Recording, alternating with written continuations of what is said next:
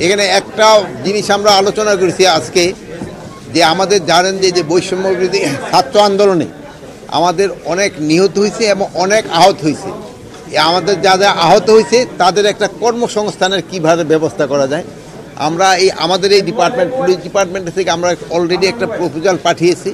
যে যারা আহত হয়েছে তাদের আমরা কিছু যেন আমরা পুলিশে অ্যাবজর্ব করতে পারি, আমরা তাদের একটা কর্মসংস্থানের জন্য একটা ব্যবস্থা করতে পারি। আমরা একটা প্রপোজাল পাঠাইছি, হয়তো ইসে যদি রাজি হলে আমরা আর সংখ্যাটা পেলে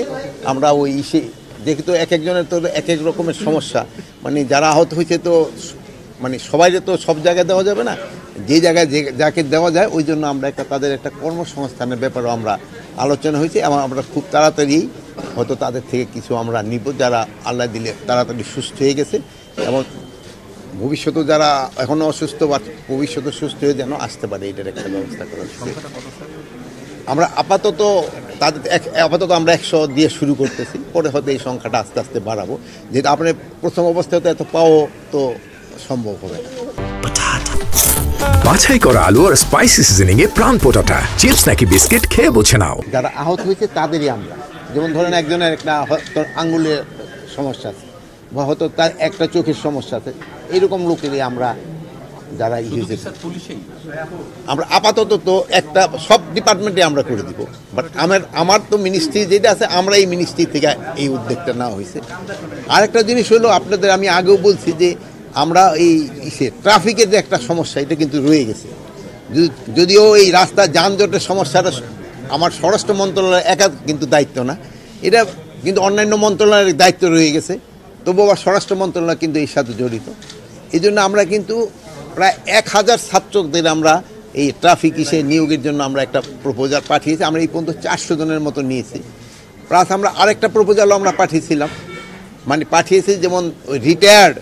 আমাদের police, BGB, Ansar, army,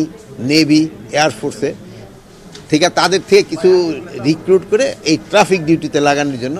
but এইটার রেসপন্সটা খুব কম, মানে আমি ভাবছিলাম যে তারা অনেকে আসতে চাবে, বাট ওরকম আমরা খুব একটা বড় সংখ্যা পাই নাই। আপনারা এটা প্রচার করে দিতে পারেন, যদি আসে আমরা এই একটা বড় সংখ্যা নেব, বাট আপাতত আমরা 50-60 জনের মতো পাইছি।